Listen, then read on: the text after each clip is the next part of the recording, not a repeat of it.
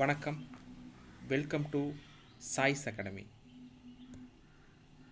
இந்த வகுப்பில் வந்து பார்த்துட்டிங்கன்னா எந்த டாபிக் பற்றி பார்க்க போகிறோம் அப்படின்னா டெல்லி சுல்தான்கள் அப்படிங்கிற டாபிக் தான் நம்ம பார்க்க போகிறோம். டெல்லி சுல்தான்கள் 1206 முதல் 1526 வரை டெல்லியில் ஆட்சி செய்த சுல்தான்கள். சரிங்களா. கடைசியாக பானிபட் போர். சரிங்களா. 1526 ஏப்ரல் 21. சரிங்களா. முதல் பானிபட் போர் முகலாயர் காலத்தில் நடந்திருக்கும். அந்த பானிபட் போரோட டெல்லி சுல்தான்களுடைய ஆட்சி வந்து நிறைவு பெறுது. சரிங்களா. கிட்டத்தட்ட ஒரு 320 வருடம் வந்து டெல்லி சுல்தான்கள் வந்து ஆட்சி செஞ்சுருக்காங்க. சரிங்களா. இதில் டெல்லி சுல்தான்கள் பார்க்குறதுக்கு முன்னாடி அவர்களுடைய வரலாறு, அதாவது வந்து அவருடைய எங்கேருந்து வந்தாங்க அப்படிங்கிறத பற்றி நாம் பார்த்துக்கலாம். சரிங்களா. ஃபஸ்ட்டு வந்து பார்த்துட்டிங்கன்னா டெல்லி சுல்தான்கள். சரிங்களா. இப்போது இஸ்லாம் மதத்தை தோற்றுவித்தவர். சரிங்களா. ஃபஸ்ட்டு இஸ்லாம் மதத்தை, சரிங்களா, இஸ்லாம் மதம்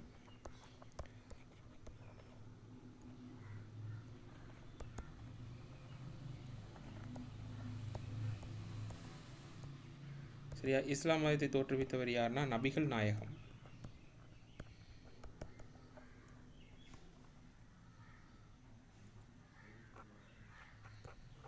சரியா. இஸ்லாம் மதத்தை தோற்றுவித்தவர் யாருன்னா நபிகள் நாயகம் தான் தோற்றுவிச்சிருப்பார். பொதுவாக டெல்லி சுல்தான்கள் அப்படிங்கிறது அரேபிய துருக்கிய பகுதியை சேர்ந்தவர்கள் தான் இந்த டெல்லி சுல்தான்கள் அப்படின்னு சொல்கிறது. எந்த பகுதியை சேர்ந்தவர்கள்? அரேபிய துருக்கிய பகுதியை சேர்ந்தவர்கள் தான். அரேபிய துருக்கிய பகுதியை சேர்ந்தவர்கள் தான் இந்த டெல்லி சுல்தான்கள் அப்படின்னு சொல்கிறோம். இஸ்லாம் மதத்தை தோற்றுவித்தவர் நபிகள் நாயகம் அப்படின்னு சொல்லி நம்மளுக்கு தெரியும். சரிங்களா. அவர் தான் இஸ்லாம் மதத்தை வந்து தோற்றுவித்தவர். சரிங்களா. வந்து கிபி 622 அந்த நூற்றாண்டு காலத்தில் இவருடைய காலமாக இருந்திருக்கும். சரிங்களா. அப்போ என்ன பண்ணுறாரு அப்படின்னா உலகம் முழுவதும் இந்த இஸ்லாம் மதத்தை பரப்பதற்காக உலகமெங்கும் அந்த ஒரு படைகளை வந்து அனுப்பி வைக்கிறார். சரிங்களா. நபிகள் நாயகம் வந்து உலகம் முழுவதும் ஒரு படைகளை அனுப்பி வைக்கிறாரு. அப்படி அந்த பிரிவு தான் வந்து ஒரு மூன்று படைகளை அனுப்பி வைக்கிறார். சரிங்களா. அதில் வந்து பார்த்துட்டிங்கன்னா முகமது பின் காசிம். சரிங்களா. இவர் வந்து கிபி 712 வந்து பார்த்துட்டிங்கன்னா வந்து பார்த்துட்டிங்கன்னா இந்தியா வர்றார். சரியா. இந்தியா வந்துட்டு என்ன பண்ணுறாரு, சிந்து மன்னர். அப்போது சிந்து மன்னர் யாருன்னா சிந்து மன்னர் தாகீர் மீது வந்து தாக்குதல் நடத்துகிறார். தாக்குதல் நடத்திட்டு பொருட்செல்வங்களோட திரும்பி போயிடுறார். சரியா. அப்போ ஃபஸ்ட்டு முகமது பின் காசிம் தான் வந்து ஃபஸ்ட்டு இந்தியாவுக்கு வர்றார். சரிங்களா. கிபி 712 வந்து இந்தியாவுக்கு வர்றாருங்க. சரிங்களா.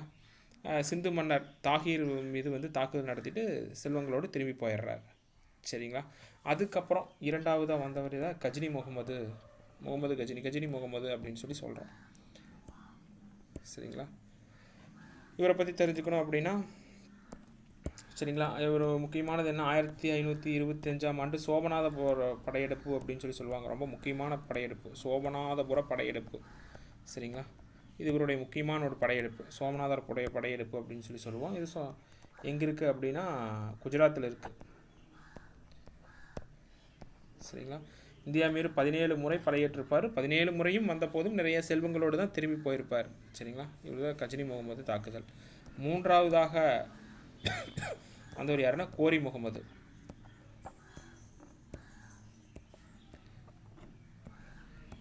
சரிங்களா. கோரி முகமது. இந்த கோரி முகமது தான் மூன்றாவதாக வர்றாரு. இவர் வந்து பார்த்துட்டிங்கன்னா ஃபஸ்ட்டு நான் இன்னொரு டைம் ரிவிஷன் பண்ணிடுறேன். இதில் என்ன அப்படின்னா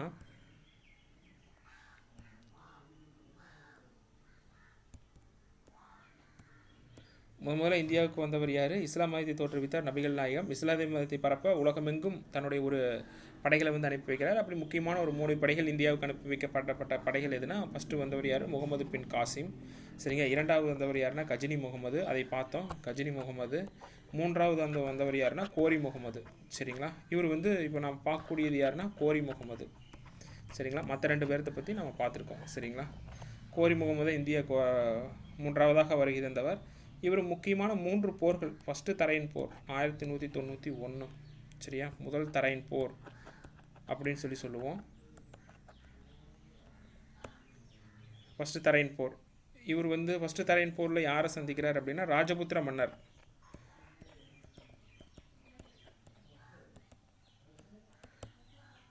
யார்? பிருத்திவிராஜ் சவுகான்.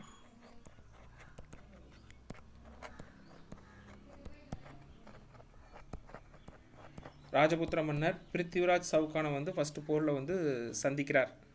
யார்? கோரி முகமது. இயர் வந்து நிறைய எக்ஸாம்பிள் கேட்டிருக்காங்க. 1191 சந்திக்கிறார். சரிங்களா? இதில் வெற்றி பெற்றவர் யார் அப்படின்னா யார்? பிருத்திவிராஜ் சவுகான் வந்து ஃபஸ்ட்டு போரில் வந்து வெற்றி பெற்றுறார். சரியா? ஃபஸ்ட்டு போரில் வெற்றி பெற்றவர் யார்? பிருத்திவிராஜ் சவுகான். சரிங்களா? அப்போ முதல் போர் தரையின் போர், ராஜபுத்திர மன்னன் பிருத்திவிராஜ் சவுகானை சந்திக்கிறார். யார்? கோரி முகமது. ஃபஸ்ட்டு போரில் வெற்றி பெற்றவர் யார்? பிருத்திவிராஜ் சவுகான் வந்து வெற்றி பெறார். சரிங்களா? அடுத்தது இரண்டாவது தரையின் போர். சரிங்களா? 1192. சரிங்களா? அதே யாராருக்கிட்டையும் நடைபெறுது அப்படின்னா கோரி முகமது. சரிங்களா? கோரி முகமதுக்கும் அதுக்கப்புறம் யாருக்கும் மறுபடியும் பிருத்திவிராஜ் சவுகான் அப்படின்னு சொல்கிறோம். பிருத்திவிராஜ் சவுகானுக்கு நடைபெறுது. இந்த போரில் யார் ஜெயிக்கிறா? கோரி முகமது ஜெயிக்கிறாரு. இதுக்கு முக்கியமான காரணங்கள் சொல்லப்படுவது சம்யுக்தா காதல் கதை அப்படின்லாம் சொல்கிறாங்க. சரிங்களா? அப்போ இரண்டாவது தரையின் போரில் கோரி முகமது வந்து வெற்றி பெறார். அடுத்தது மூன்றாவது தரையின் போர் 1194. இந்த போரில் வந்து பார்த்துட்டிங்கன்னா இவர் வந்து பிருத்திவிராஜனுடைய மாமனார் யார் அப்படின்னா ஜெயச்சந்திரன். பிருத்திவிராஜனுடைய மாமனார் யார்? ஜெயச்சந்திரன். அவருக்கும் ஜெயச்சந்திரன் விஸ் கோரி முகமதுக்கும் போர் நடக்குது. ஜெயச்சந்திரன் அவர்களுக்கும் யார்? பிருத்திவிராஜனுடைய மாமனார் ஜெயச்சந்திரனுக்கும் கோரி முகமதுக்கும் போர் நடக்குது. இதில் வெற்றி பெற்றவர் யாருன்னா கோரி முகமது தான் வெற்றி பெறார். கோரி முகமது வெற்றி பெற்று தென்னிந்தியாவின் மீது ஒரு வலிமையான அரசை வந்து உண்டாக்குறார். யார்? கோரி முகமது ஒரு வலிமையான ஒரு அரசை தென்னிந்தியாவின் மீது உண்டாக்கியவர் யாருன்னா கோரி முகமது தான் வந்து ஃபஸ்ட்டு உண்டாக்குறார். சரிங்களா? இது ஃபஸ்ட்டு நம்மளுக்கு தெரியும். முதல் தரையின் போர் 1191, இரண்டாம் தரையின் போர் 1192, மூன்றாம் தரையின் போர் 1194. ரொம்ப முக்கியம். இந்த 3 தரையின் போர்கள் நடக்குது. இதில் 2 தரையின் போரில் வந்து 2 தரையின் போரில் வெற்றி பெற்று யார் இந்தியாவில் வலிமையான அரசை உருவாக்குகிறார்கள் அப்படின்னா கோரி முகமது தான் வந்து வலிமையான அரசை வந்து உண்டாக்குறார். சரியா? இந்த கோரி முகமதுனுடைய இயற்பெயர்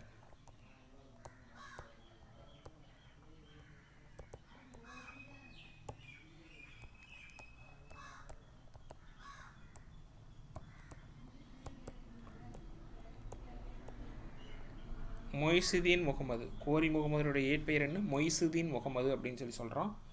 முதலில் இஸ்லாமிய அரசை இவர் தான் நிறுவுறார். யார்? நாம் பார்த்தோம் இல்லைங்களா? முதலில் இஸ்லாமிய அரசை இந்தியாவில் இவர் தான் நிறுவுறார். ஃபஸ்ட்டு வந்துட்டு போனவங்களாம் முகமது பின் காசிம் வர்றாரு. அதுக்கப்புறம் கஜினி முகமது வர்றாங்க. சரிங்களா? இல்லை ஃபஸ்ட்டு வந்தவர் முகமது பின் காசிம். முதலில் இஸ்லாமிய அரசை நிறுவுறது இவர் தான். அதே மாதிரி இவருக்கு இன்னொரு முக்கியமான விஷயம் வந்து பார்க்கணும்னா முகமது கோரி. சரிங்களா? முகமது கோரி வந்து பார்த்துட்டிங்கன்னா தான் வெளியிட்ட நாணயத்தில்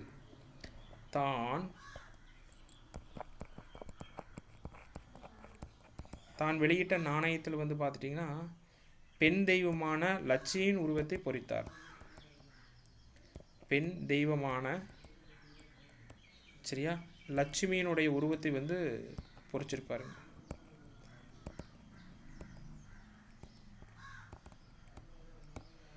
சரிங்களா?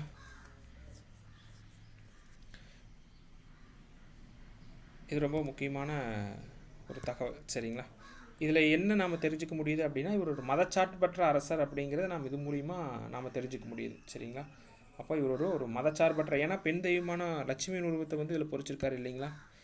சரிங்களா? இவர் ஒரு இஸ்லாமியர், இருந்தாலும் பெண் தெய்வமான லட்சுமி பொறிச்சதுனால ஒரு மதச்சார்பற்ற ஒரு மனிதனாக இவர் வாழ்ந்திருக்கார். ரொம்ப முக்கியமான ஒரு விஷயம். சரிங்களா? இது ப்ரீவியஸ் இயர் கொஸ்டின் பேப்பரில் கேட்டிருக்காங்க. சரிங்களா? சரி, அடுத்தது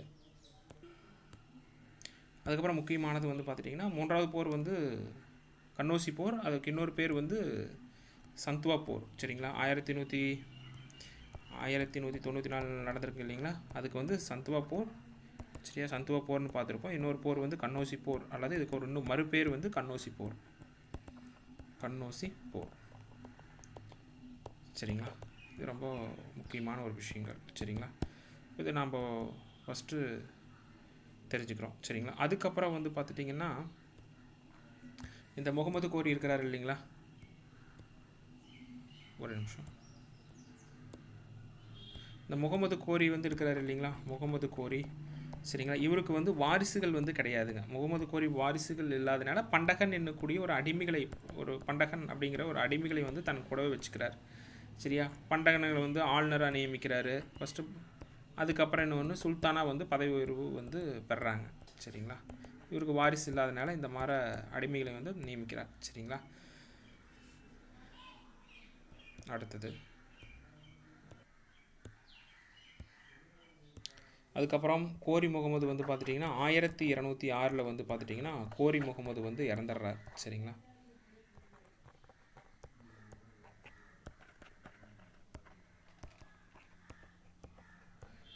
கோரி முகமது எப்போ இருந்தார், 1206 கோரி முகமது வந்து இறந்துடுறாரு. சரிங்களா, இவருக்கு கீழே வந்து 2 அடிமைகள் வந்து இருந்தாங்க. யார் அப்படின்னா குத்புதீன் ஐபக்கும், குத்புதீன் ஐபக். சரிங்களா, அதுக்கப்புறம் பக்தியார் கில்ஜி. குத்புதீன் ஐபக், பக்தியார் கில்ஜி, இவருக்கு கீழே இருந்த 2 அடிமைகள். சரியா, இவருக்கு கீழே இருந்த 2 அடிமைகளை எங்கே வந்து அனுப்புகிறார் அப்படின்னா லாகூர். சரியா, குத்புதீன் ஐபக் வந்து லாகூருக்கு வந்து படையெடுக்க அனுப்புகிறாரு. பக்தியார் கில்ஜி சரியா வங்காளம், பீகார் ஆகிய பகுதிகளுக்கு படையெடுப்புக்காக அனுப்புகிறார். வங்காளம், பீகார் ஆகிய பகுதிகளுக்கு படையெடுப்புக்காக அனுப்புகிறார். உங்களுக்கு தெரியும் பக்தியார் கில்ஜி. சரியா, நாலந்தா பல்கலைக்கழகத்தை சூறையாடிவர் அப்படின்னு சொல்லி நாம் படிச்சிருப்போம். அதுக்கப்புறம் வந்து பக்தியார் கில்ஜி தான் வந்து விக்ரமசீலா பல்கலைக்கழகத்தை சூறையாடிவரும் இவர் தான். விக்ரமசீலா பல்கலைக்கழகம், விக்ரமசீலா பல்கலைக்கழகத்தை தோற்றுவித்தவர் தர்மபாலர். தர்மபாலர் தான் தோற்றுவிச்சிருப்பார். இப்போ அதை சூறையாடியவரும் இவர் தான். இவர் வந்து தர்மபாலர் அப்படிங்கிறது பால வம்சத்தை சேர்ந்தவர். சரிங்களா, அதெல்லாம் நான் பார்த்துருக்கேன். இதெல்லாம் ரொம்ப முக்கியமானது. சரிங்களா, ஸோ முகமது கோரியினுடைய அடிமைகள், முதலடிமை குத்புதீன் ஐபக் லாகூரில் வந்து படையெடுப்புக்காக விடப்பட்டார். அடுத்தது பக்தியார் கில்ஜி வந்து பார்த்திங்கன்னா பீகார், வங்காளம் ஆகிய பகுதிகளுக்கு வந்து பிரித்து அனுப்புகிறார். சரிங்களா, இதுதான் இதனுடைய வரலாறு. சரிங்களா, இப்படித்தான் அடுத்த வரலாறு தொடங்குது. சரிங்களா, அதுக்கப்புறம் வந்து பார்த்துட்டிங்கன்னா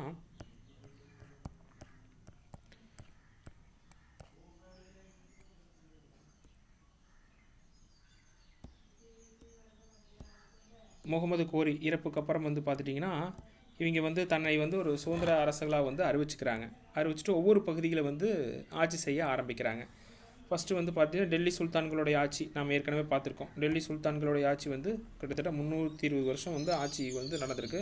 அதில் 3 முக்கியமான வம்சங்கள், 5 வம்சங்கள் வந்து 5 வம்சங்கள் ரொம்ப முக்கியமானது. அடிமை வம்சம், கில்ஜி வம்சம், துக்ளக் வம்சம், சையது வம்சம், லோடி வம்சம். இதுக்கான ஷார்ட்கட் என்னென்னா ஆ, கி, து, சை, லோ. இதுக்கான ஷார்ட்கட் வந்து இதுதான். அடிமை வம்சம், கில்ஜி வம்சம், துக்ளக் வம்சம், சைது வம்சம், லோடி வம்சம். ஆக்கித்து சைலோ அப்படிங்கிறது ஷார்ட்கட். அப்படியே நம்ம ஞாபகம் வச்சுக்கலாம், ஏன்னா ஃபஸ்ட் லெட்டர். சரிங்களா, ஆக்கித்து சைலோ. அடிமை வம்சருடைய காலம் 1206 to 1290. கில்ஜி வம்சம் 1290 to 1320. துக்ளக் வம்சம் 1320 to 1414. சையது வம்சம் 1414 to 1451. லோடி வம்சம் 1451 to 1526. முதல் பானிபட் போர் வரை. இந்த இயர் ரொம்ப முக்கியங்க, இது வந்து எக்ஸாம்பிள் கேட்டிருக்காங்க. அதுக்கப்புறம் இந்த வம்சத்தை யாரெல்லாம் தோற்றுவிச்சாங்க?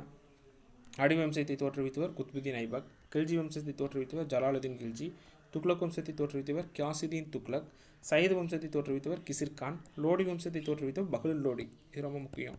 சரிங்களா, சரி, ஓகே. இப்போ வந்து குத்புதீன் ஐபக் வந்து தன்னை சுதந்திர அரசாக நிர்வகிக்கப்பட்டு ஃபஸ்ட்டு வம்சத்தை தோற்றுவிக்கிறார். என்ன அடிமை வம்சத்தை தோற்றுவித்தவர் யார்?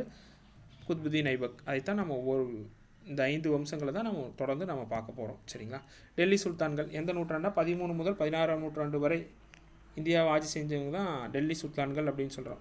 13 நூற்றாண்டு முதல் 16ஆம் நூற்றாண்டு வரை இந்தியாவை ஆண்ட இஸ்லாமிய அரசு. டெல்லி சுல்தானின் ஆட்சி முகலாயர்கள் ஒப்பீடில் மிக குறைவு. முகலாயர்களுடைய ஒப்பீடில் வந்து மிக குறைவாக இருந்திருக்காங்க. ஒரே மரபு கிடையாது, பல்வேறு மரபுகள், 5 மரபுகள் வந்து ஆட்சி செஞ்சுருக்காங்க. சரிங்களா? அப்போது அடுத்தது நாம் அடிமை வம்சத்தை பார்க்க போகிறோம். அடிமை வம்சத்தை தோற்றுவித்தவர் யார்? குத்புதீன் ஐபக். சரிங்களா?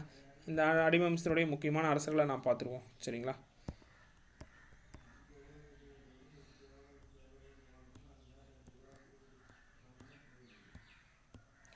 குத்புதீன் ஐபக், அதுக்கப்புறம் சுல்துமின் இல்துமிஷ், அதுக்கப்புறம் ரஷ்யானா சுல்தானா, அதுக்கப்புறம் பஷரம் ஷா, அடுத்தது ஷாலினி மசாத். இவங்கெல்லாம் ரொம்ப முக்கியமான அரசர்கள் வந்து கிடையாது, தெரிஞ்சுக்கிறதுக்காக நாம் தெரிஞ்சுக்கலாம். சரிங்களா? அடுத்தது வந்து பார்த்துட்டிங்கன்னா இரண்டாம் நஸ்ரின் அல்வின் முகமது, இது நம்மளுக்கு அவசியம் இல்லை. அடுத்தது பால்பன், கைகுபாத், கோமார்ஸ், இவங்களை மட்டும் நம்ம பார்த்துக்கலாம்.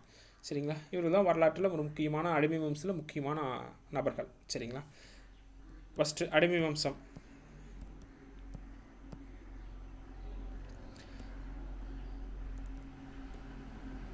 ஃபஸ்ட்டு அடிமை வம்சம். அடிமை வம்சத்தை தோற்றுவித்த குத்புதீன் ஐபக் அடிமை வம்சத்தை தோற்றுவித்தார். மாம்லுக் என்ற சொல் அரபு மொழி சொல்லுங்க, இதுக்கு அடிமை என்று பொருள்.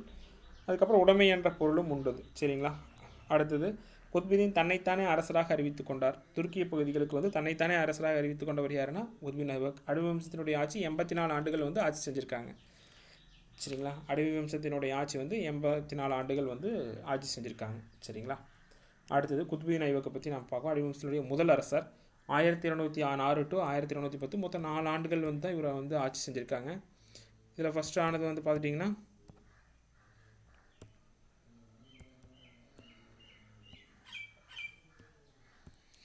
தனது தலைநகரை டெல்லியிலேருந்து லாகூருக்கு மாற்றினார். நேர்மையான ஃபஸ்ட்டு தலைநகரை டெல்லியிலேருந்து லாகூருக்கு மாற்றுறாரு. நேர்மையான நிர்வாகி பட்டம், 4 ஆண்டுகள் ஆட்சி.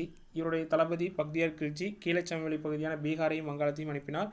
முகமது பக்தியார் கில்ஜி நாலந்தா பல்கலைக்கழகத்தை சூறையாடினார். இது ஏற்கனவே நாம் பார்த்துருக்கோம். டெல்லியின் முதல் சுல்தான் யாருன்னா குத்புதீன் ஐபக். குதிப்பினாரை கட்டப்பட்ட போது இவருடைய காலத்தில் தான் குதிப்பினார் கட்டப்பட்டது. கட்டி முடித்தவர் இல்துமிஷ். சரிங்களா? சரியா? யாருடைய நினைவாக கட்டினார் அப்படின்னா சூபி துறவி குவாஜா குத்புதீன் பக்தியார் நினைவாக கட்டப்பட்டது. ரொம்ப முக்கியம். யாருடைய நினைவாக கட்டப்பட்டது? குவாஜா குத்புதீன் பக்தியார் நினைவாக வந்து குதுப்பினார் வந்து கட்டப்பட்டிருக்கு. சரிங்களா? அடுத்தது இவருடைய இன்னொரு பேர் வந்து லாக் பாஷா அப்படின்னு சொல்லி சொல்கிறோம். லட்சங்களை அள்ளி கொடுக்க அழைக்கப்படுகிறார். லட்சங்களை அள்ளி தருவர் அப்படின்னு சொல்லி நாம் சொல்கிறோம். சரிங்களா? அடுத்தது கடைசியாக நாம் பார்த்த பாயிண்ட் வந்து பார்த்துட்டிங்கன்னா சரி, லாக் பாக்ஷா அப்படிங்கிற பொருள் வந்து லட்சங்களை அள்ளி தருவர் அப்படின்னு சொல்லி பார்த்தோம். ஒரு டைப் ரிவிஷன் பண்ணிடுவோம். ஃபஸ்ட்டு அடிமை வம்சம். குத்புதீன் ஐபக் அடிமை வம்சத்தை தோற்றுவித்தார். மாமுலுக் என்ற அரபு சொல் அடிமை என்று பொருள். 84 ஆண்டுகள் ஆட்சி செஞ்சுருக்காங்க. குத்புதீன் ஐபக் வந்து 4 ஆண்டுகள். இவர் தலைநகர் டெல்லியிலேருந்து லாகூருக்கு மாற்றினார். குதுப்பினார் இவ்வளோ காலத்தில் கட்டப்பட்டது. கட்டி முடித்தவர் இவர். சரிங்களா? இல்துமிஷ் தான் இவருடைய மருமகன் தான் கட்டி முடிச்சிருப்பார்.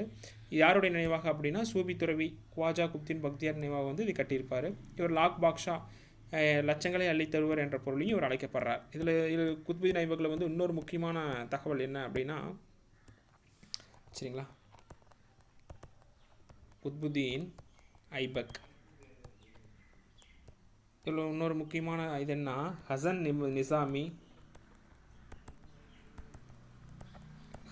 நிசாமி அப்புறம் பக்ரே முதிர், ஹசன் நிசாமி பக்ரே முதிர் போன்ற அறிஞர்களை வந்து ஆதரிச்சிருப்பார்.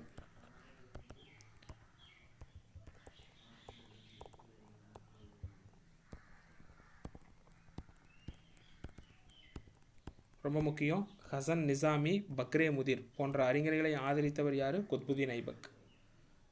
சரிங்களா?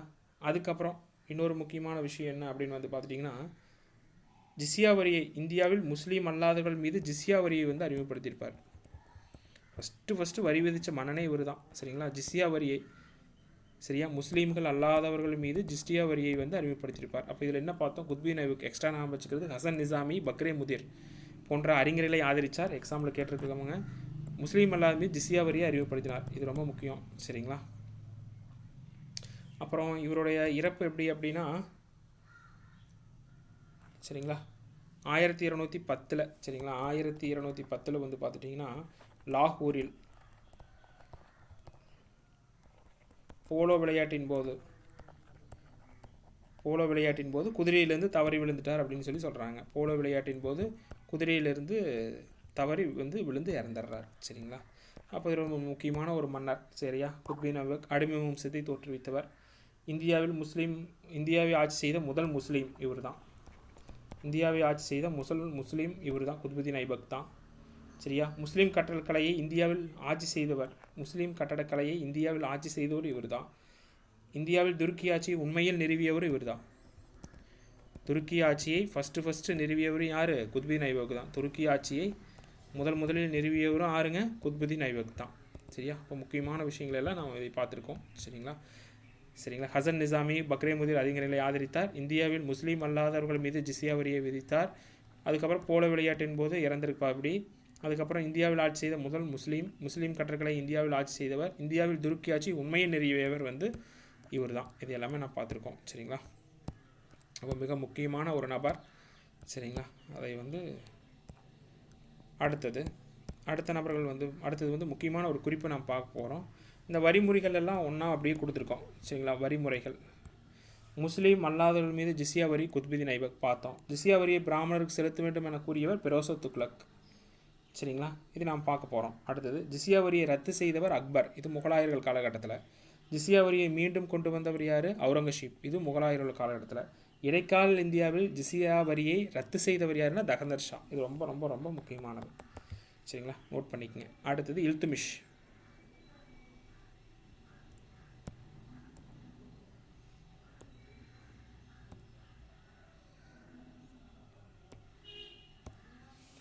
இல்துமிஷ் 1710 1736. குத்புதீனுடைய அடிமை. இவர் ஒரு அவருடைய மருமகன். செங்கிஸ்தான் படையெடுப்பை தவிர்த்தார். இவர் செங்கிஸ்தான் படையெடுப்பு இவர் தவிர்த்தார். ரொம்ப முக்கியம். இவருடைய செங்கிஸ்தான் அப்படிங்கிறது அந்த காலகட்டத்தில் மிகப்பெரிய ஒரு போராளி. சரிங்களா? அவருடைய படையெடுப்பு இவர் தவிர்த்திருப்பார். ஏன் அப்படின்னா இவர்கிட்ட ஒரு மன்னன் உதவி கேட்டிருப்பார். குவாஜம் ஜயாலுதீன் அப்படிங்கிற ஒரு மன்னர் அந்த ஒரு அடைக்கலம் கேட்டிருப்பார். இந்த மாதிரி செங்கிஸ்தான் படையெடுப்பு வந்திருக்கு, என்னை காப்பாற்றுங்க, செங்கிஸ்கான்கிட்ட அடைக்கலம் கேட்டிருப்பார். ஆனால் இவருக்கு ஆதரவு கொடுத்தா செங்கிஸ்தான் நம் மீதும் படையெடுப்பு வந்துடுவார் அப்படின்னு சொல்லிட்டு அந்த படையெடுப்பை தவிர்த்திருப்பார். அந்த மன்னருடைய உதவி வர வேண்டாம் அப்படின்னு சொல்லியிருப்பார். அப்போ செங்கிஸ்தான் படையெடுப்புலேருந்து தன் நாட்டை காப்பாற்றியவர். ரொம்ப முக்கியமானது. சரியா? குவாஜம் ஜலாலுதீன் இவர் தான் இவர்கிட்ட அடைக்கலம் கேட்டிருப்பார். சரிங்களா? சகல்கானி என்று அழைக்கப்படும் 40 பேர் குழுவை தோற்றுவித்தவர் இல்துமிஷ். அப்புறம் பால்பன் பின்னாடி 40 பேர் குழு ஒழிச்சிருப்பார். சரிங்களா? 40 பேர் குழுவுனா துருக்கியர்கள் அந்த ஆலோசனை வழங்கக்கூடிய ஒரு முக்கியமான அமைப்பு. சரிங்களா? அவங்களுக்கு முழு அதிகாரம் கொடுத்துருப்பாங்க. மன்னருக்கு அப்புறம் அவர் தான் அப்படிங்கிற அதிகாரம் கொடுத்துருப்பாங்க. அடுத்து குதிப்பினார் கட்டுமான பணிகளை நிறைவு செய்தார். அரேபிய நாணய முறையின் தந்தை. சரியா? அது அடையாள நாணய முறையின் தந்தை அப்படின்னா முகமது பின் துக்ளக். வெள்ளி நாணயம் டாங்கா என்றும் செம்பு நாணயங்கள் ஜிடால் என்றும் அறிமுகம். சரிங்களா? வெள்ளி நாணயத்தை டாங்கா என்றும் செம்பு நாணயங்கள் ஜிடால் என்று அறிமுகம். இக்தா முறையை அப்படின்னா இராணுவ அதிகாரிகளுக்கு வழங்கப்பட்டது. ஊதியத்துக்கு பதிலாக கொடுக்கப்பட்ட நிலம் தான் இக்தா அப்படின்னு சொல்கிறோம். நிலத்தை பெற்றவர் இக்தாதார் அல்லது முக்தி என அழைக்கப்படுகிறார். ரொம்ப முக்கியம். எக்ஸாம்பிள் கேட்டு இப்போ உங்களுக்கு கொஷின் எப்படி வரும்னு தெரியும். கூற்றுல தான் வைப்பாங்க. சரிங்களா? அதனால் பார்த்துட்டிங்கன்னா இதெல்லாம் ரொம்ப முக்கியமானது. இக்தா முறை இராணுவ அதிகாரிக்கு வழங்கப்பட்டது. ஊதியத்துக்கு பதிலாக கொடுக்கப்பட்ட நிலம் தான் இக்தா. நிலத்தை பெற்றவர் யாருன்னு இக்தா அல்லது முக்தி. அடுத்தது இல்துமிஷ் பண்டகன் என்னும் இராணுவ அடிமைகளை தம் ஆளுநர் மற்றும் தளபதிகளாக நியமித்தார். பண்டகன் என்னும் பொருள் நாம் பார்த்துருக்கோம். பண்டகன் என்பது ஒரு படை அடிமை தான் நம்ம பண்டகன் அப்படின்னு சொல்கிறோம். சரிங்களா? ஸோ இல்துமிஷில் ரொம்ப முக்கியமானது. செங்கிஸ்தான் படையெடுப்பை தவிர்த்திருப்பார். சகல்கானி என்று 40 குழுவை தோற்றுவித்தார். பால்பன் ஒழிப்பிச்சிருப்பார். குதிப்பினார் பணிகளை நிறைவு செய்திருப்பார். அரேபிய நாணய முறையின் தந்தை. இதே அடையாள நாணய முறையை முகமது துக்ளக். வெள்ளி நாணயம் டாங்கா என்றும் செம்பு நாணயம் ஜிடால் என்றும் இவர் சரியாக அழைக்கப்படுகிறது. இவருடைய நாணயங்கள் இக்தா முறையை கொண்டு வர்ற அப்படி இராணுவ அதிகாரிகளுக்கு வழங்கப்பட்டது. ஊதியத்துக்கு பதிலாக கொடுக்கப்பட்ட நிலந்த இக்தா முறை. நிலத்தை பெற்றவர் இக்தார் அல்லது முக்தி என அழைக்கப்படுகிறார். இல்துமிஷ் பண்டகன் என்னும் ராடிமேடைகளை தம் ஆளுநர் மற்றும் தளபதியாக நியமித்துக் கொள்கிறார்.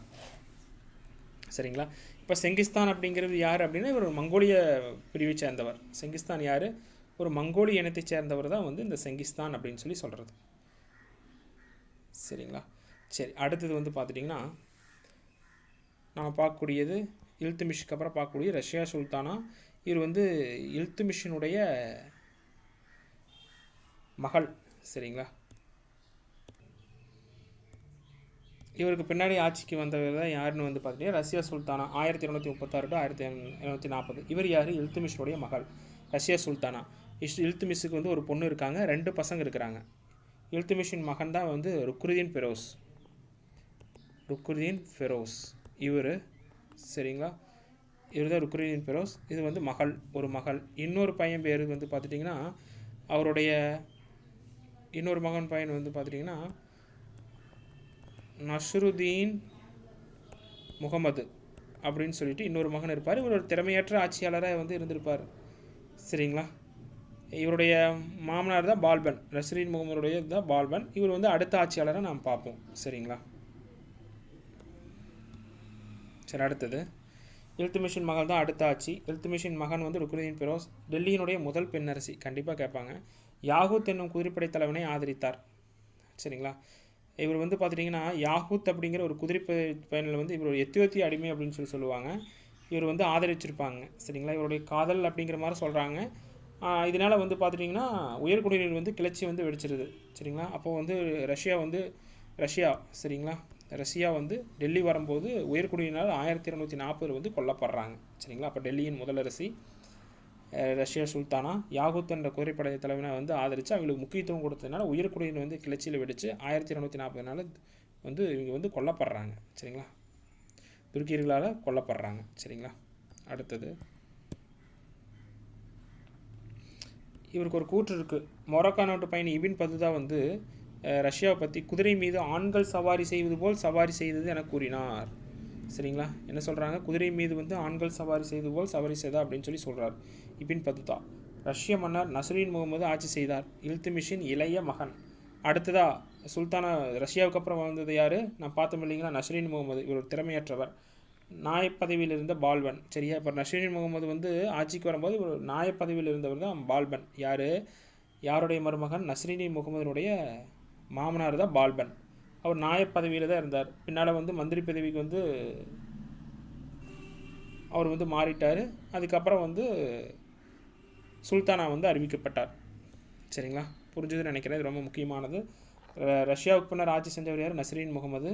அவருடைய மாமனார் யாருன்னா பால்பன் வந்து அப்போ நாயப்பதவியில் இருந்தார் நஸ்ருதீன் முகமது சுல்தானா இருக்கும்போது. அதுக்கப்புறம் இவர் திறமையற்ற ஆட்சியர்னால இவரோட அதுக்கப்புறம் மந்திரி பதவி கிடைக்குது நஸ்ருதீன் முகமதுடைய மாமனார் பால்பனுக்கு. சரிங்களா, அப்போ பால்பன் அதுக்கப்புறம் வந்து சுல்தானா வந்து பதவி உயர்வு வந்து பெறார்.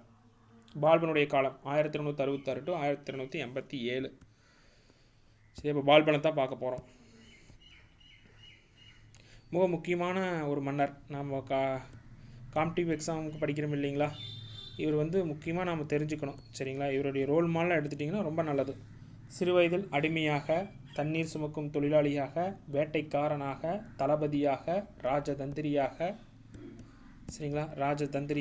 அடுத்தது சுல்தானாக, கடைசியில் சுல்தானாக பதவி உயர்வு பெற்றார். எவ்வளோ வேலைகள்னு பார்த்துட்டிங்கன்னா இவ்வளவு ஸ்டேஜை கடந்து வந்திருப்பார்.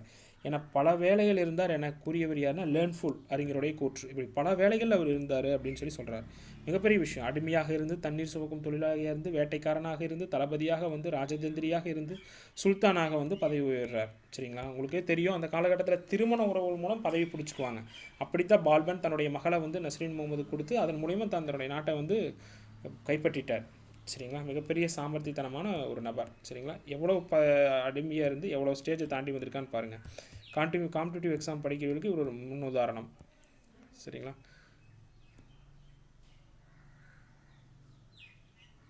அதுக்கப்புறம்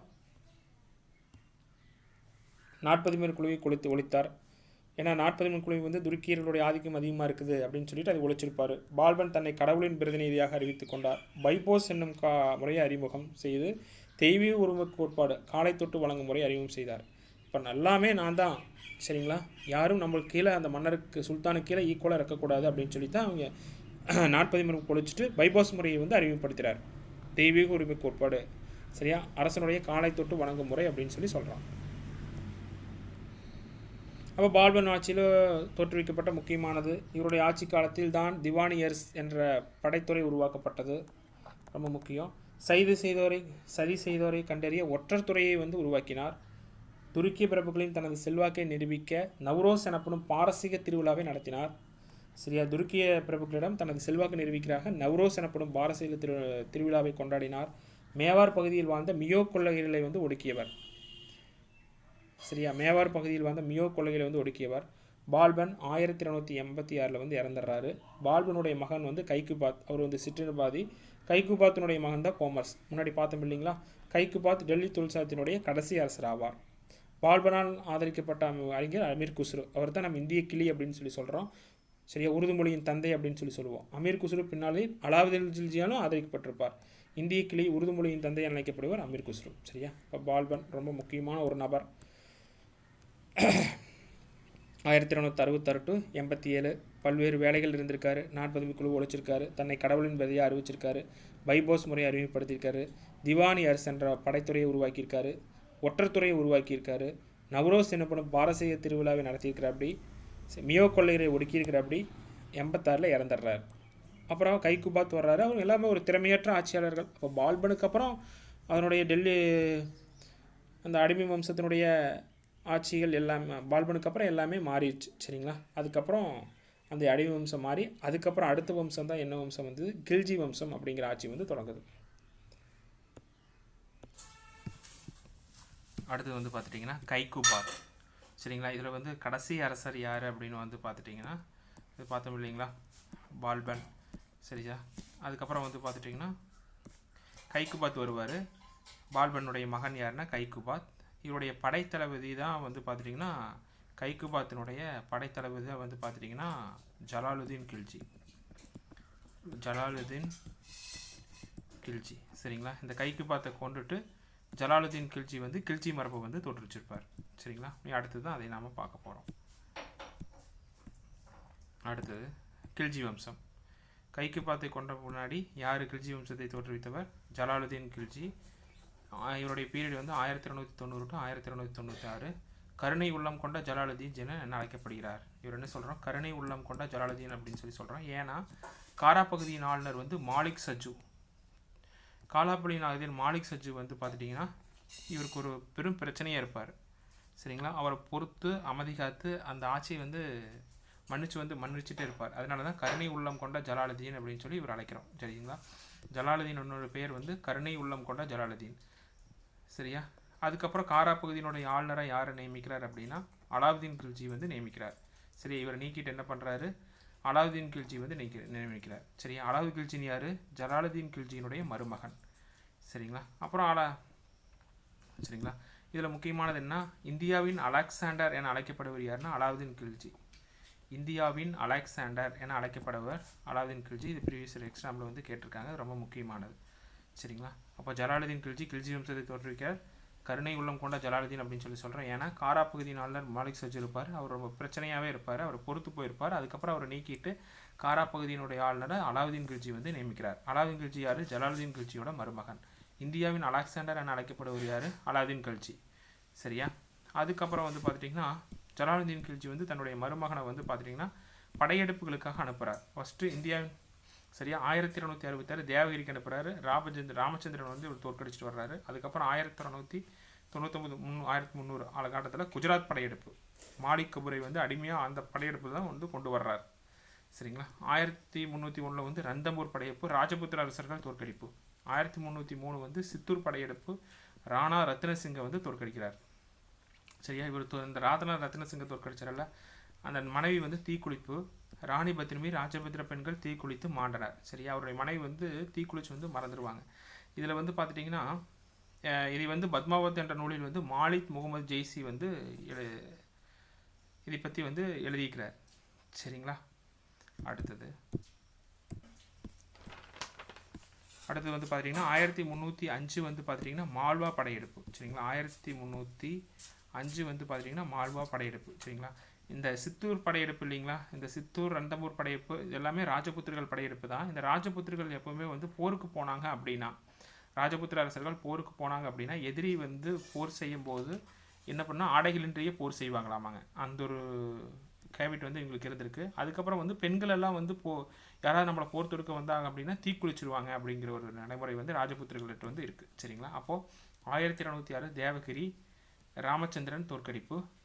அடுத்தது வந்து பார்த்துட்டிங்கன்னா 1499 1300 குஜராத் படையெடுப்பு. மாலிக் கபூரை வந்து இவருடைய அடிமையாக அப்போ தான் கொண்டு வரப்பட்டார். 1301 வந்து ரந்தம்பூர் படையெடுப்பு, ராஜபுத்திர அரசர்கள் தோற்கடிப்பு. 1303 சித்தூர் படையெடுப்பு, ராணா ரத்ன சிங் வந்து தோற்கடிப்பு. அவருடைய மனைவி தீக்குளிப்பு, ராணி பத்மினி ராஜ பெண்கள் வந்து தீக்குளித்து மாண்டனர். இதை வந்து யார் எழுதுனா மாலிக் முகமது ஜெய்சி வந்து அவர் நூலில் வந்து எழுதிக்கிறார். 1305 வந்து மால்வா படையெடுப்பு. சரிங்களா. இதை வந்து 1305 இருக்கு இல்லைங்களா, இது எப்படி ஞாபகம் வச்சுக்கலாம்னா 5 ரூபா கொடுத்தா அல்வா கிடைக்கும் ஞாபகம் வச்சுக்கலாம். மால்வா அல்வா. சரிங்களா. சரி, ஓகே. அடுத்தது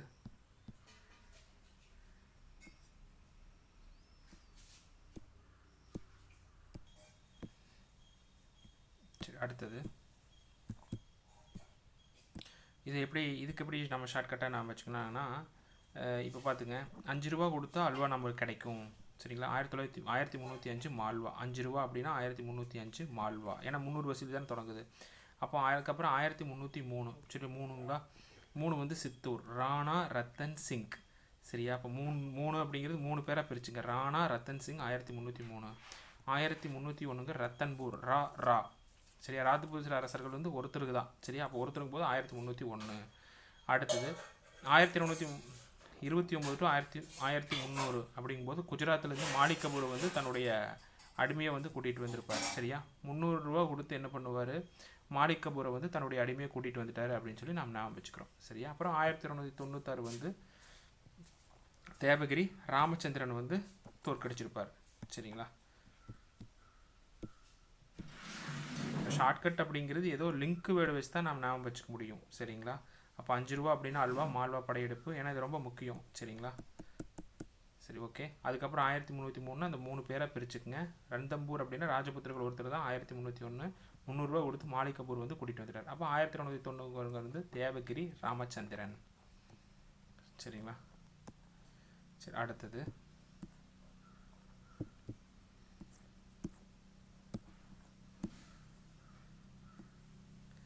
அதுக்கப்புறம் வந்து பார்த்துட்டிங்கன்னா,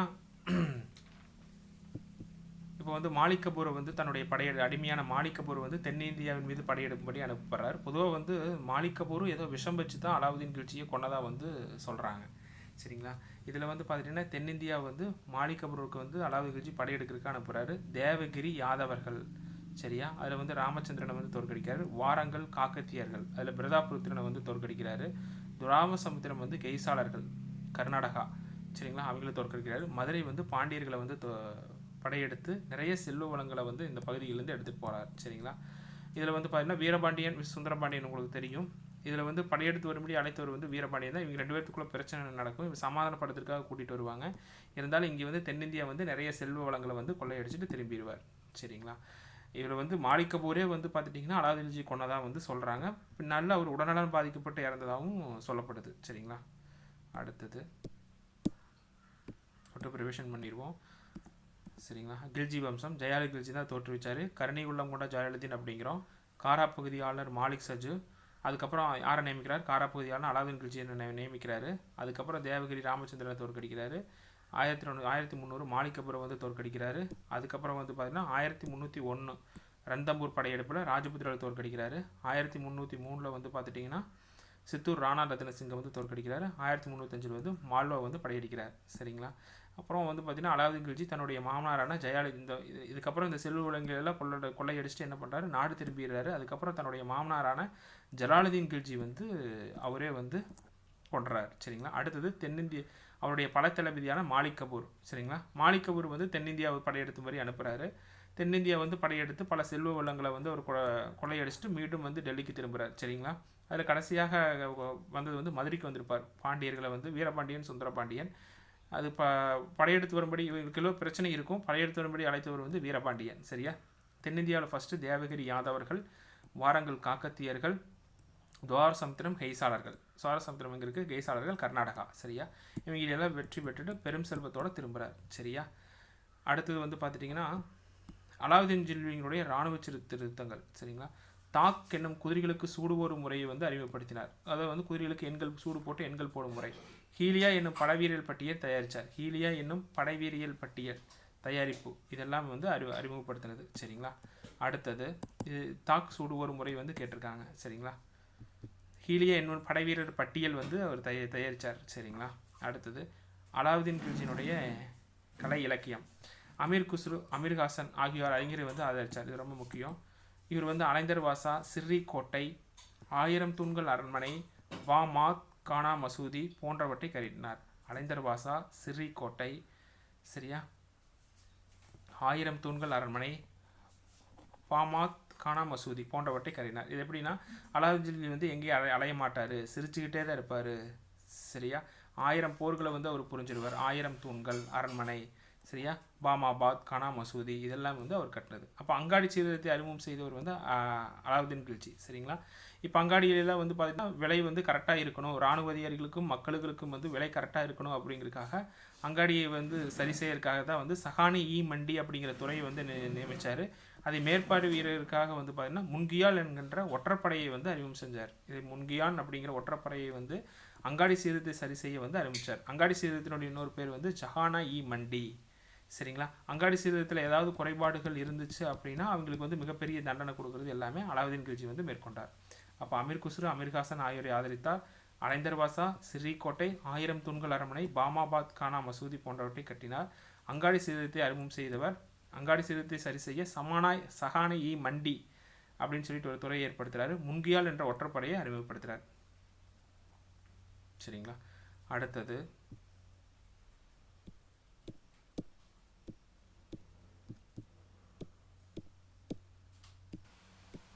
அதுக்கப்புறம் வந்து பார்த்துட்டிங்கன்னா 1316. சரிங்களா. சரிங்களா. அதுக்கப்புறம் வந்து பார்த்துட்டிங்கன்னா யார் இறந்துடுறாங்க அப்படின்னா உங்களுக்கு இவர். சரிங்களா.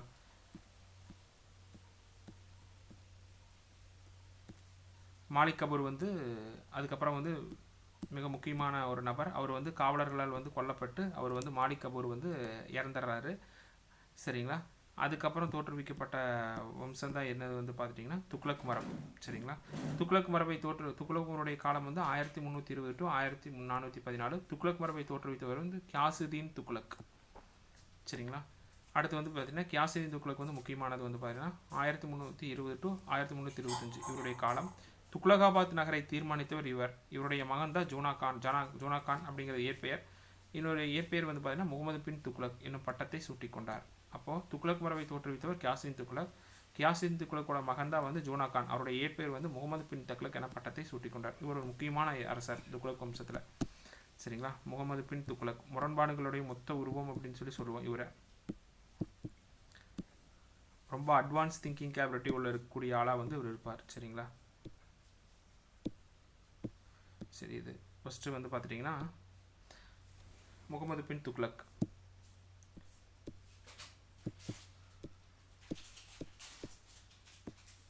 முகமது பின் துக்ளக். சரிங்களா. அவருடைய காலம் 1325 to 1350. தலைநகரை டெல்லியிலிருந்து தேவகரிக்கும், தேவகரியிலிருந்து டெல்லிக்கும் வந்து மாற்றிருப்பார். ஒரு கன்ஃபியூஷனான ஒரு முடிவு வந்து எடுத்திருப்பார். சரிங்களா. ஏன்னா இப்போ டெல்லி வந்து பாதுகாக்கப்பட்ட பகுதி இல்லை அப்படின்னு சொல்லிட்டு டெல்லியிலிருந்து தேவகிரிக்கும், தேவகிரியிலேருந்து டெல்லிக்கும் வந்து தலைநகரம் மாற்றிருப்பார். மறுபடியும் டெல்லிக்கே தலைநகரம் வந்து கொண்டு போயிருப்பார். ஏன்னா அரசர்கள் படையெடுத்து வர்றாங்க, மக்களுக்கு பாதிப்பு இல்லை அப்படிங்கிறதுக்காக. அப்புறம் தேவகிரியின் பெயரை வந்து தருலாபாத் என மாற்றியவர் இவர் தான். சரியா. அதுக்கப்புறம் மொரோக்கோ நாட்டு பயணி இவருடைய கூற்று என்ன இவரை பற்றி என்ன சொல்கிறாருன்னா கைவிடப்பட்ட டெல்லி அப்படின்னு சொல்லியிருப்பார். மக்களை எல்லாம் அலக்களிச்சிருப்பார். சரிங்களா. இவர் முரண்பாடான ஒரு மனிதனாக இருப்பார். சரிங்களா. அடுத்து தோஆப் வரி விதிப்பு ரொம்ப முக்கியமானது. தோஆப் வரி விதிப்பு.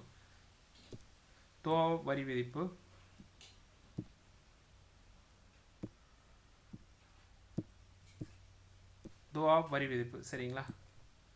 கங்கை யமுனைக்கு இடப்பட்ட பகுதியில் வரி விதிப்பு நடத்தினார். சரி. விவசாயம் மீது வந்து கடுமையான வரி விதிப்பு நடத்தினார். விவசாயி பாதிக்கப்படுறாங்க. பாதிக்கப்பட்டதுக்கப்புறம் விவசாயம் மீது பாவப்பட்டு தக்காவி என அழைக்கக்கூடிய வேளாண் கடன்களையும் இவர் வழங்கினார். இது ரொம்ப முக்கியம்.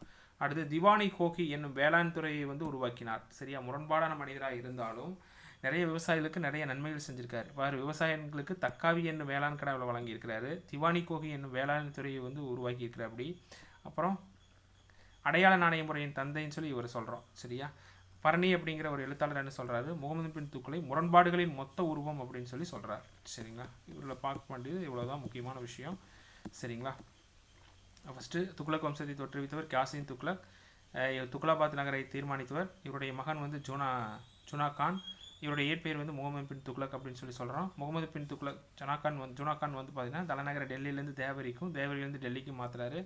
தேவகிரியின் பேரை தௌலதாபாத் அப்படின்னு சொல்லி அழைக்கிறாரு. மொனாக்கா நாட்டு பயணி இபின் பத்துதா என்ன சொல்கிறாரு, கைவிடப்பட்ட டெல்லி அப்படின்னு சொல்லி சொல்கிறார். தோவாப் வரி விதிப்பு, கங்கை யமுனையில் இடப்பட்ட விவசாயிகளிடம் வந்து தோவாப் வரி வந்து விதிக்கிறாரு. தக்காவி என கூடிய வேளாண் கடன்களையும் கொடுக்குறாரு. திவானி கோக்கி அப்படிங்கிற வேளாண் துறையை வந்து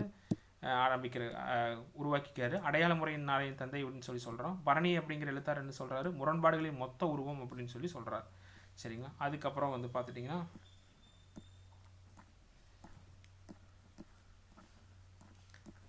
அதுக்கப்புறம் வந்து பார்த்துட்டிங்கன்னா பெரோஸ் துக்ளக். சரிங்களா. அதுக்கப்புறம் வந்து பார்த்துட்டிங்கன்னா நம்ம பார்க்கக்கூடியது பெரோஸ் துக்ளக். சரிங்களா.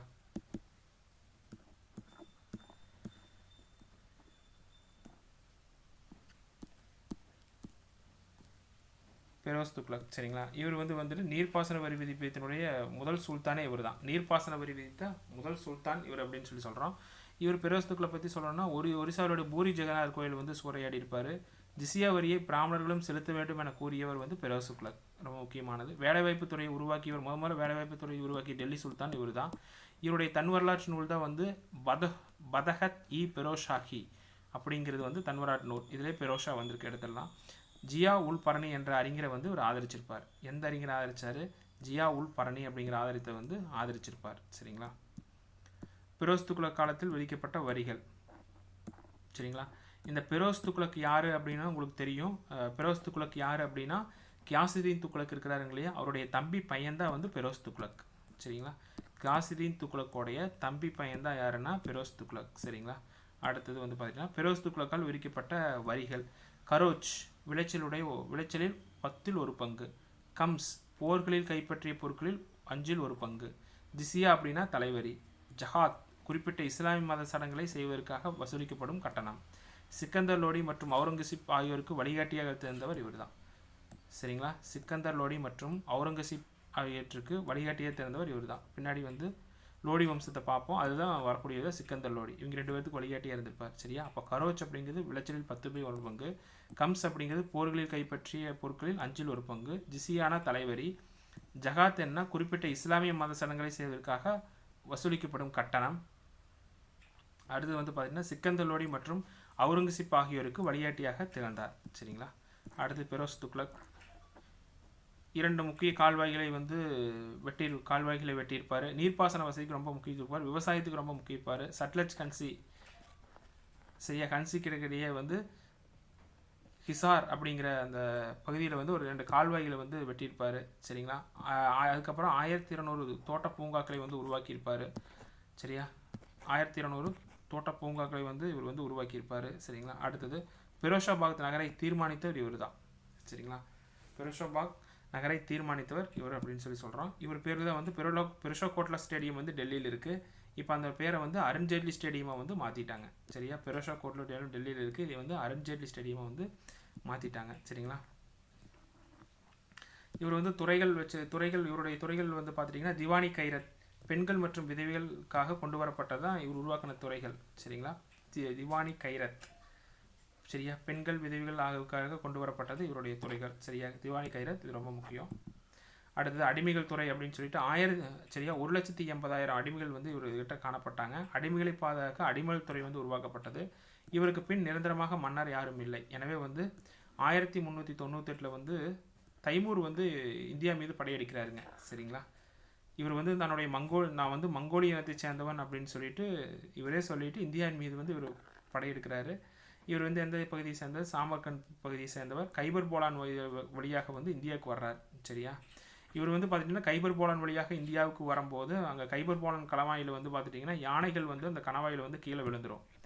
அந்த யானைகளுடைய திரும்பி பார்த்துட்டு யானைகளுடைய சத்தம் வந்து இவருக்கு ரொம்ப பிடிச்சி போனதுனால அங்கே வரக்கூடிய எல்லா ஆணைகளையுமே வந்து அந்த கைபர் போலான் கணவாயில் வந்து தூக்கி விசிறியிருப்பார். அந்தளவுக்கு கொடூரமான மனிதராக இவர் வந்து இருப்பாருங்க. யார்? தைமூர். சரிங்களா. 1398 தான் வந்து இந்தியாவுக்கு வந்திருப்பார். சரியா. இவருடைய பிரதிநிதி தான் வந்து பார்த்துட்டிங்கன்னா கிசிர்கான். சரியா. இவருடைய பிரதிநிதி தான் நான் மாதிரி சொல்கிறோம். அடுத்ததாக ஒரு குருவாக்குடி வம்சத்தில் கிசிர்கான் இவர் வந்து பார்த்துட்டிங்கன்னா சைது வம்சத்தை வந்து தோற்றுவிச்சிருப்பார். இவருடைய பிரதிநிதி தான் யார்? கிசிர்கான். கிசிர்கான் வந்து எந்த வம்சத்தை தோற்றுவித்திருப்பார்? சைது வம்சத்தை வந்து தோற்றுவிச்சிருப்பார். சரிங்களா? சைது வம்சத்தை தோற்றுவித்தவர் கிசிர்கான். இப்போ அடுத்த இரண்டாவது பாகத்தில் வந்து பார்த்துட்டிங்கன்னா சைது வம்சம், லோடி வம்சம் அதெல்லாம் வந்து இரண்டாவது பாகத்தில் பார்க்க போகிறோம். அப்புறம் அவருடைய சமூக பொருளாதார பண்பாட்டு நிலைகள், டெல்லி சுல்தான்களுடைய சமூக பொருளாதார பண்பாட்டு நிலைகள் அப்படிங்கிறதையும் அடுத்த வீடியோவில் வந்து ஃபுல்லாக பார்த்துடலாம். சரிங்களா? இதில் வந்து ஃபஸ்ட்டு ரொம்ப முக்கியமான ஒரு பாடம். சரிங்களா? 5 வம்சங்கள் வந்து ஆட்சி செஞ்சுருக்காங்க. அவருடைய என்னென்ன வம்சம் அப்படிங்கிறத பார்த்துருக்கோம். அவருடைய முதல் வம்சம் அடிமை வம்சம். அவருடைய முதல் அரசர் குத்புதீன் ஐபக். அதுக்கப்புறம் வந்து பார்த்திங்கன்னா கடைசி அரசர் கோபர்ஸ். சரியா? அதில் முக்கியமான அரசர் வந்து பார்த்துட்டிங்கன்னா பால்பன், அந்த குத்புதீன் ஐபக்குங்க. சரிங்களா? சுல்தான ரஷ்யா, இவங்க தான் முக்கியமான அரசர்கள். அதுக்கப்புறம் வந்து பார்த்துட்டிங்கன்னா குத்புதீன் ஐபக் பற்றி பார்த்தோம். அதுக்கப்புறம் முக்கியமான வரிகள், ஜிசியா வரி முதல் விதித்தவர் குத்புதீன் ஐபக். ஜிசியா வரிகள் பிராமணர்களும் செலுத்த வேண்டும் கூறியவர் பெரோஸ் துக்ளக். பார்த்தோம் இல்லைங்களா? இவர் தான் வேலைவாய்ப்பு துறையை உருவாக்கியிருப்பார். ஜிசியா வரியை ரத்து செய்தவர் அக்பர். ஜிசியா வரியை மீண்டும் கொண்டு வர அவுரங்கசீப். இடைக்கால இந்தியாவில் ஜிசியா வரி ரத்து செய்வது தகந்தர் ஷா. அப்புறம் இல்துமிஷ் பார்த்தோம், அவருடைய மருமகன். சரியா? அதுக்கப்புறம் ரஷ்யா சுல்தானா. சரியா? இல்துமிஷனுடைய மகள். இவங்க 2 பையன் இருப்பாங்க. சரிங்களா? அதுக்கப்புறம் இவருடைய மருமகன் தான் இவருடைய நஸ்ருதீன் முகமதுடைய மாமனார் தான் பால்பன். அதோட வந்து பார்த்துட்டிங்கன்னா அடிமை வம்சம் முடியுது. அதுக்காக தான் கில்ஜி வம்சம். கில்ஜி வம்சத்தை தோற்றுவித்த ஜலாலுதீன் கில்ஜி. கருணை உள்ளம் கொண்ட ஜலாலுதீன் சொல்கிறேன். இவருடைய மருமகன் தான் அலாவுதீன் கில்ஜி. இவருக்கு கீழே இவர் நிறைய படையெடுப்பு மேற்கொள்கிறாரு. இவருக்கு கீழே வந்தவர் தான் யாருங்க? மாலிக் கபூர். தென்னிந்தியாவின் மீது வந்து நிறைய பொருட்செலவுகளை கொண்டுடுச்சு, நிறைய பகை உணர்வையும் இவர் வந்து வச்சுட்டு போயிருப்பார். அதனால தான் கடைசியில் இவர் கொல்லப்பட்டிருப்பார். இவரும் வந்து பார்த்துட்டிங்கன்னா மாலிக் கபூரும் வந்து பார்த்துட்டிங்கன்னா அலாவுதீன் கில்ஜி விஷமத்து கொண்டதாக சொல்கிறாங்க. அப்புறம் அதுக்கப்புறம் வந்து பார்த்திங்கன்னா அலாவுதீன் கலை இலக்கியம். இவர் எந்தெந்த கவிஞரை ஆதரித்தார் ரொம்ப முக்கியம். அமீர் குஸ்ரு, அமீர் காசன். அடுத்து வந்து துக்ளக் மரபு தோற்றுவித்தவர் காசின் துக்ளக். இதில் காசின் துக்ளோட பையன் தான் முகமது பின் துக்ளக். அதுதான் ஜனாகான் அப்படின்னு சொல்லி பேர் சொல்கிறோம். மொரோக்கான் விட்டு பையன் இபின் பத்துதாஸ் என்று சொல்கிறாரு. கைவிடப்பட்ட டெல்லி அப்படின்னு சொல்லி சொல்கிறாரு. ஏன்னா இவர் அந்த அளவுக்கு வந்து பார்த்துட்டிங்கன்னா மக்களை வந்து துன்புறுத்தியிருப்பார். இருந்தாலும் நல்லது செஞ்சுருப்பார். ஒரு முரண்பாடுகளின் மொத்த உருவமாக இவர் விழுந்திருப்பார். தோவா விரிவிதிப்பு வச்சிருப்பார். அடுத்தது பெரோஸ் துக்ளக் யார்? காசின் துக்ளக்கினுடைய தம்பி பையன் அவர் தான். பெரோஸ் துக்ளக்கால் வதிக்கப்பட்ட விரிகள். சரியா? முதல்ல நீர்ப்பாசன விதி விதித்த முதல் சுல்தானே இவர் தான். ஒரிசாவில் பூரி ஜெகநாத் சூறையாடிப்பார். வேலைவாய்ப்பு துறையை உருவாக்கிப்பார். இவருடைய தன் வரலாற்று நூலில் பகத் இ பெரிஷாஹி அப்படின்னு சொல்கிறோம். 2 முக்கிய கால்வாய் வெட்டியிருப்பார். சட்லஜ் ஹன்சி இடம் யமுனைக்கு இடைப்பட்ட ஒரு கால்வாயில் வந்து வெட்டியிருப்பார். பூந்தோட்டங்களை உருவாக்கியிருப்பார். பெரோஷாபாத் நகரில் வந்து டெல்லியை நிறுவியிருப்பார். இவர் தான் வந்து பெரோஷா கொர்லா செடியும் பரஞ்சலி செடியுமா இருக்குது. அப்புறம் அடிமைகள் துறையை வந்து நிறுவியிருப்பார். பெண்களுக்கு வந்து திவானி கைரத் அப்படிங்கிற பெண்கள் பாதுகாப்புக்காக ஒரு துறை நிறுவியிருப்பார். அடிமைகள் துறை நிறைய அடிமைகள் இவர் வச்சு தான் சொல்கிறார். 1,80,000க்கு மேற்பட்ட அடிமைகள் காணப்பட்டனர். அதுக்கப்புறம் வந்து பார்த்தீங்கன்னா இவரோட காலத்தில் வந்து பார்த்துட்டிங்கன்னா தைமூர் படையெடுப்பு வருது. தைமூர் வந்து ஒரு மங்கோலிய இனத்தை சேர்ந்தவர், அவரே சொல்லிக்கிறாரு. சரியா? இவர் வந்து கொடூர புத்தியுடையமானதான் சொல்கிறாங்க. இவர் வந்து சாமர்கண்ட் பகுதியை சேர்ந்தவர். கைபர் போலான் வழியாக இந்தியாவுக்கு வர்றாரு. இவருடைய பிரதிநிதி தான் கிசிர்கான். சரியா? கிசிர்கான் தான் வந்து பார்த்துட்டிங்கன்னா அடுத்த வம்சத்தை வந்து தோற்றுவிக்கிறார். என்ன வம்சம்னா சைது வம்சம். சைது வம்சத்தை வந்து இரண்டாவது பாகத்தில் வந்து சைது வம்சம், லோடி வம்சம், அதுக்கப்புறம் டெல்லி சுல்தானத்தினுடைய அவருடைய கலை, நிர்வாகம், சரிங்களா, பொருளாதாரம், இதெல்லாம் வந்து பார்த்துட்டிங்கன்னா இரண்டாவது பாகத்தில் வந்து பார்க்கலாம். நன்றி.